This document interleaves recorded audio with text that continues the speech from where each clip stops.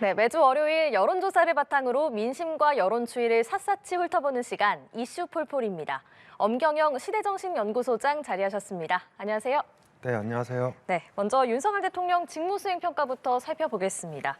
한국갤럽 자체 조사고요. 지난 23일부터 25일까지 전국 거주 만 18세 이상 남녀 1,001명을 대상으로 물었습니다. 관련해서 자세한 내용은 중앙선거여론조사심의위원회 홈페이지를 참조하시면 되는데요. 자, 윤 대통령에 대한 긍정평가가 전주 대비 1%포인트 내린 31%로 나타났습니다. 그리고 부정평가는 전주 대비 5%포인트 오른 63%로 나타났는데요.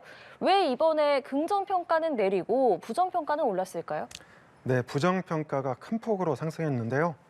결론부터 말씀드리면 윤 대통령과 한동훈 비대위원장의 갈등이 크게 불거졌었는데 이것의 역반사 효과다.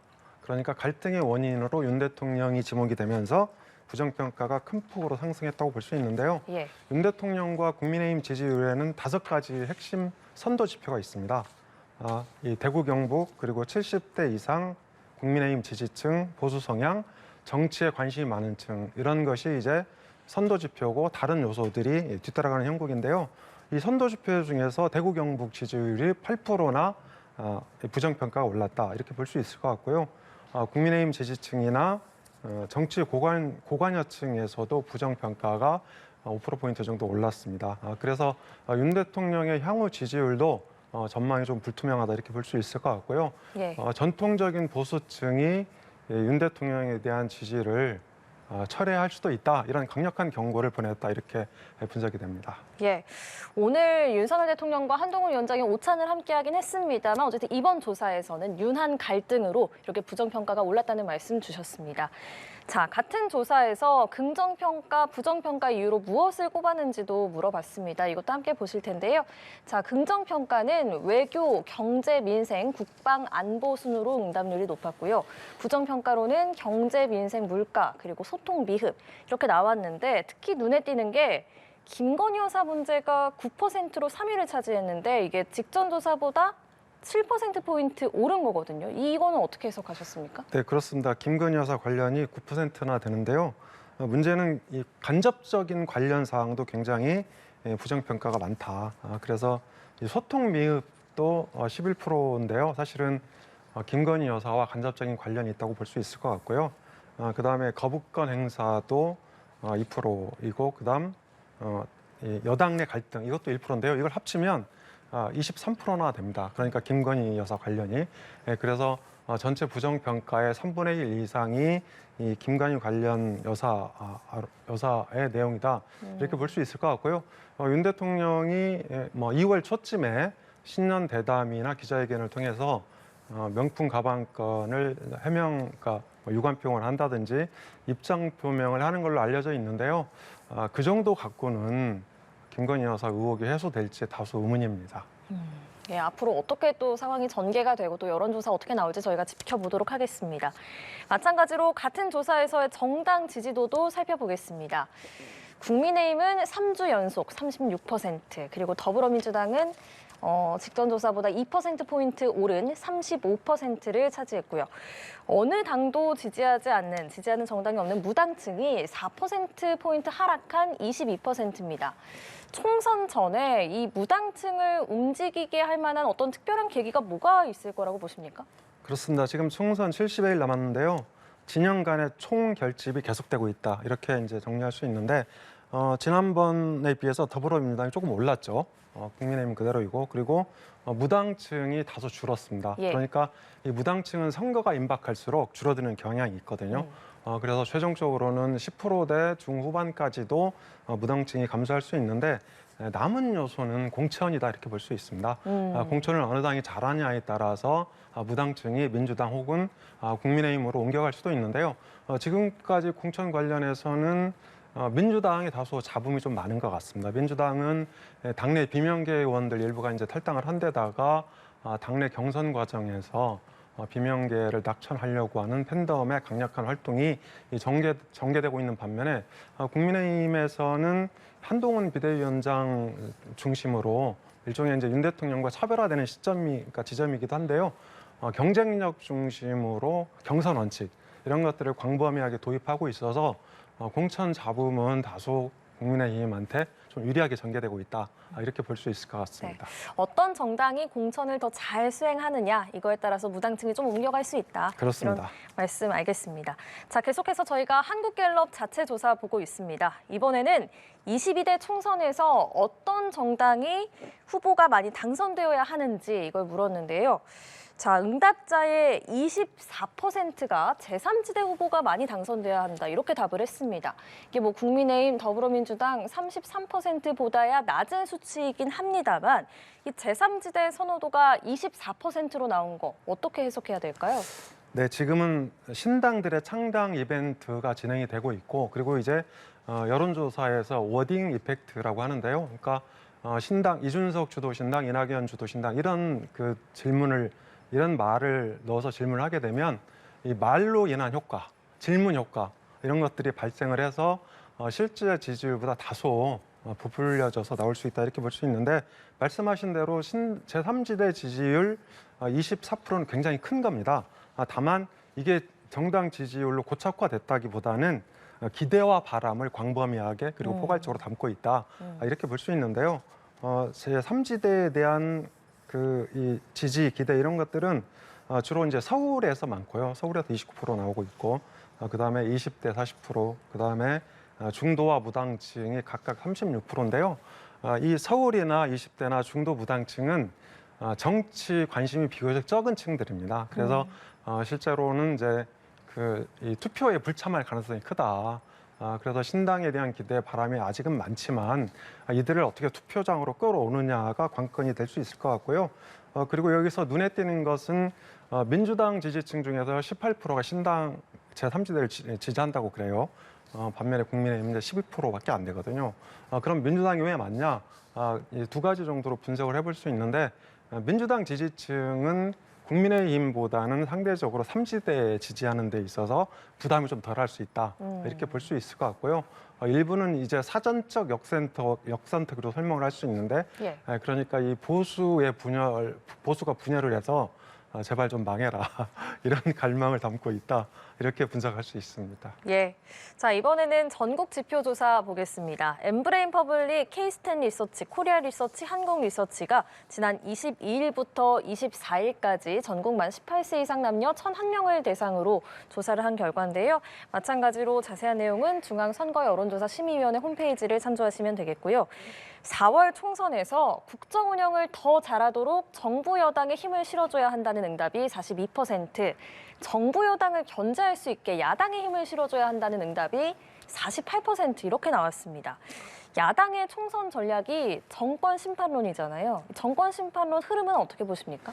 네, 그렇습니다. 지금까지는 정권 심판론으로 선거 구도가 흘러왔습니다. 그런데 한동훈 비대위원장이 지난해 말에 등장하면서 이것이 조금 균열이 가기 시작했고요. 지금은 민주당 이재명 대표 대 국민의힘 한동훈 대표, 즉 미리 보는 차기 대선 이런 이제 의미가 더해지고 있고 또 민주당 대 국민의힘 대결로 선거 프레임이 전환되고 있다 이렇게 볼 수 있는데요.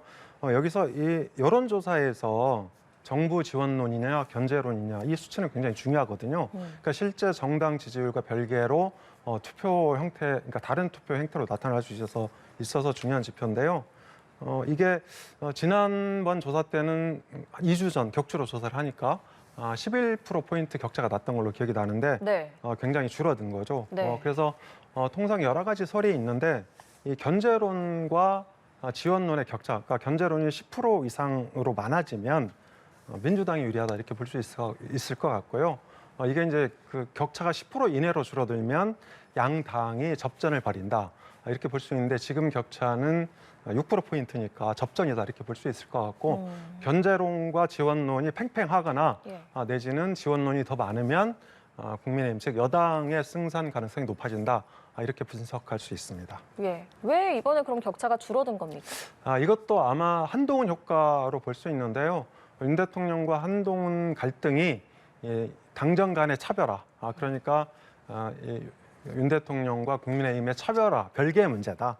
이렇게 이제 받아들이기 시작한 것 같고요. 이게 이제 아마도 한동훈 비대위원장의 전략이 주요했다. 이렇게 볼 수 있을 것 같고, 그러니까 보수 유권자 입장에서는 이 윤 대통령보다는 한동훈 쪽으로 관심이 집중되고 있다. 쉽게 말하면 바닥에서 권력 이동이 일어나는 징후가 포착되고 있다.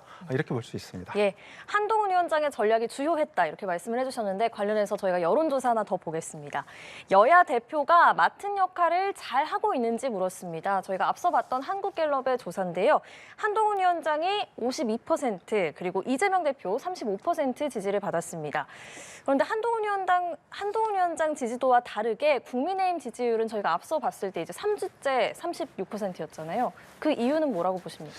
네, 그러니까 이 국민 또는 이 보수 지지층이 윤 대통령과 한동훈 비대위원장 사이에서 방황 내지 고민하고 있다. 이렇게 말씀드릴 수 있는데요.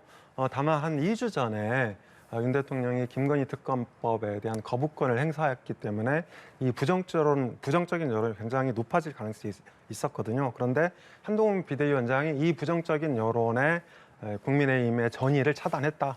이런 측면에서 볼 수 있고 또 다른 측면에서는 한동훈 비대위원장이 그러니까 보수 지지층의 결집은 어느 정도 성공했지만 이것을 중도 무당층 확장으로까지 연결시키진 못했다. 이렇게 볼 수 있습니다. 예. 자, 이재명 대표 얘기도 해보면요. 내일 모레 신년 기자회견을 합니다. 윤 대통령은 아직 신년 기자회견을 하지 않은 상태고 그렇기 때문에 이게 먼저 전국 주도권을 쥐려는 의도다 이런 해석도 있더라고요. 네, 그렇습니다. 지금 최대 화두는 한동훈 위원장이거든요. 그래서 지금은 이제 한동훈 위원장 대 윤 대통령 그리고 이준석 신당의 이준석 대표 개혁신당의 이렇게 3자가 전국을 주도하는 형국이 계속되고 있습니다.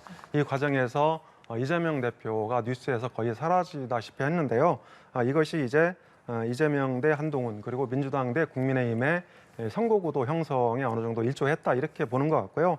따라서 모레 신년 기자회견을 하게 되면 이재명 대표는 아마도 윤 대통령과 각을 크게 세우면서 윤 대통령 대 이재명 대 윤 대통령의 구도를 다시 부각할 가능성이 클 것 같고요.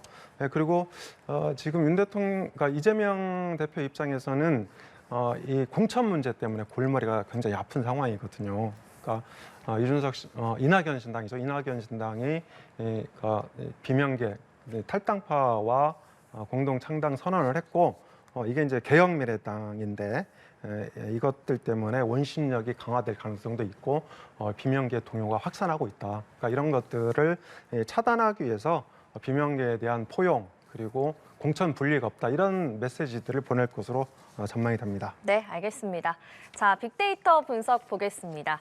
많은 분들이 검색한 기사 지난 23일부터 27일까지 구글 트렌드 순위를 반영했습니다. 이슈폴폴이 고른 7가지 이슈 지금 화면에 나와 있는데요. 양승태 전 대법원장 보이고 또 개혁신당 양양자 원내대표 보이는데 저희가 오늘 고른 오늘의 키워드 바로 배현진입니다. 자, 국민의힘 배현진 의원 피습 사건이 이재명 대표 피습 사건 23일 이후만에 이게 벌어져서 충격이 더 컸는데 이재명 대표 피습 사건 짚어보면 민주당은 이재명 대표 피습 사건과 관련해서 축소, 은폐 시도가 있었다 이런 의혹을 제기를 하고 있잖아요. 그래서 오늘 국회 정무위 회의를 단독 소집하기도 했는데 이런 상황들 어떻게 보고 계십니까? 네, 민주당이 지난주에도 정무위를 소집했다가 정부 여당의 불참으로 이제 파행으로 끝났거든요. 그래서 오늘 다시 소집을 했는데 오늘은 새롭게 테러 방지법에 대해서 문제 제기를 했는데요. 그동안은 국무총리실과 경찰의 축소 은폐 이런 것들을 주로 이제 공세 소재로 삼았는데 이 테러 방지법은 국정원이 주무 부서입니다. 그래서 이 권력의 그 깊은 건부까지 건드리고 있는데 민주당의 입장은 총리실 그리고 경찰, 국정원까지 건들면서 공세를 취하면서 이재명 피습에 대한 선거 쟁점화를 시도하고 있다고 볼 수 있을 것 같고요. 그리고 국민의힘 입장에서는 이것의 쟁점화가 오히려 선거용이다 이렇게 반박을 하면서 계속 불참하고 있는 상황입니다. 예. 한편 국민의힘은 오늘 국회에서 회의를 열고 이런 정치 피습 사건 재발 방지 대책을 논의를 했습니다. 이게 이재명 대표 피습 사건 이후에 정당 대표에 대한 경찰 경호는 강화가 됐지만 일반 국회의원은 경호 대상이 아니기 때문에 총선 앞두고 걱정이 클 수밖에 없을 것 같아요. 그렇습니다. 양당 대표에 대해서 경호원을 10명씩 붙인다고 하네요. 그러니까 예. 총 20명이 양당 대표 경호에 투입이 되는데요. 문제는 이제 배현진 의원처럼 그러니까 주요 당직자가 아니거나 후보가 아닌, 그러니까 주요 정치 지도자가 아닌 이런 분들한테도 테러가 발생하고 있는데 사실 이런 테러의 발생에 대해서는 그러니까 대책이 있을 수가 없습니다. 지금 우리나라 국회의원만 해도 300명이 되고 출마한 후보는 수천 명에 이를 텐데 이들을 다 어떻게 경호를 합니까? 그래서 이게 국민 차원에서 자정 작업이 일어나야 되는데 사실 이번에 그 중학생은 이제 알파 세대 즉 2010년 이후에 출생한 그런 이제 학생이지 않습니까? 그런데 이들은 태어나면서부터 이 디지털 즉 핸드폰으로 세상을 보는 세대다 이렇게 볼 수 있는데 그만큼 과거에는 이제 정치, 사회, 인문 교양이 어느 정도 교육을 받은 상태에서 정치를 접했는데 이들은 알파 세대는 그런 과정 없이 바로 정치 혐오, 증오의 정치 이런 것들을 접하면서 이런 이제 정치 테러가 발생했는데 아마도 이거에 대한 정치권의 어떤 자성, 그러니까 피습에 대한 정치화를 꾀하기보다는 자성부터 좀 어느 정도 그러니까 일어나야 되지 않을까. 그래야 이런 정치 테러가 차단될 수 있다, 막을 수 있다 이렇게 생각이 듭니다. 예, 배의원을 습격한 중학생은 응급 입원 기간이 내일이면 끝나고 경찰은 불구속 상태로 조사를 이어갈 걸로 보이는데 현재까지는 단독 범행에 좀 무게가 실리고 있죠. 네, 그렇습니다. 오늘 또 압수수색하고 이제 수사를 이어가고 있는데요. 단독 범행일 가능성이 크고 그리고 이런 것들이 이제 음모론을 통해서 뭐 다양하게 과장돼서 SNS라든지 유튜브에 이 방송되고 이제 무차별 악순환, 그러니까 그 재생산되고 있는데요. 이런 것들을 좀 차단하려고 하는 그런 우리 이 지도층의 어떤 동의가 필요하지 않을까 그런 생각이 듭니다. 예, 알겠습니다. 엄경영 시대정신연구소장과 함께했습니다. 고맙습니다. 감사합니다.